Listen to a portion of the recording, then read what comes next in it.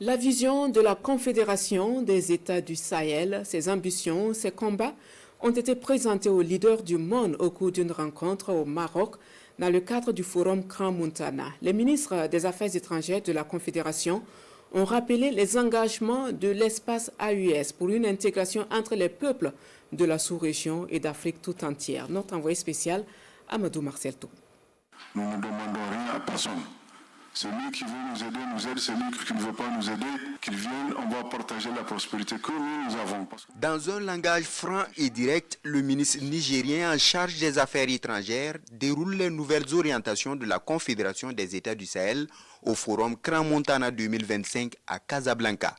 Des orientations basées sur des principes communs aux trois pays représentés à cette rencontre sur les perspectives pour l'Afrique de l'Ouest, la nouvelle Confédération des États du Sahel. Nous ne sommes contre personne.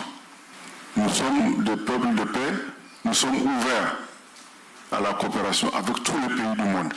Mais à des conditions. Qu'on respecte notre souveraineté, c'est pas trop demandé. Il est rejoint par le chef de la diplomatie malienne. Abdoulaye Diop dévoile à son tour la vision de l'AES pour garantir une intégration des peuples d'Afrique.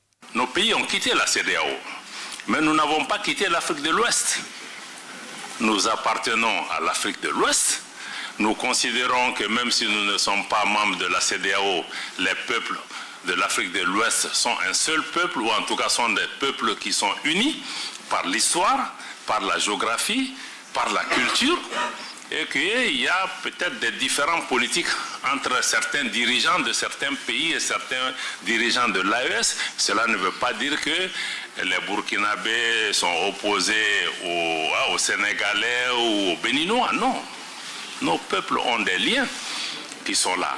Et nous continuons à appartenir à cette région.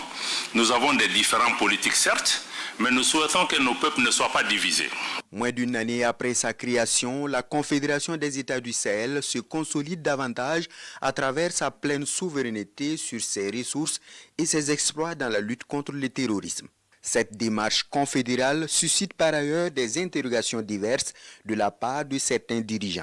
D'une part, on peut considérer cela comme étant la volonté de chercher des informations pour mieux comprendre notre fonctionnement, mais d'autre part, c'est pour comprendre aussi la stratégie ou les stratégies des pays membres de l'AES. Je pense que nous gardons vraiment de livrer toutes nos balles.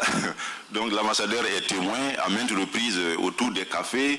Nous avons fait comprendre tout simplement les trois pays tirent leur force de leur union. Une union qui consacre la fin des contrats défavorables avec les anciennes colonies selon les panélistes et ouvre désormais la voie à un partenariat diversifié en tenant compte des intérêts des peuples.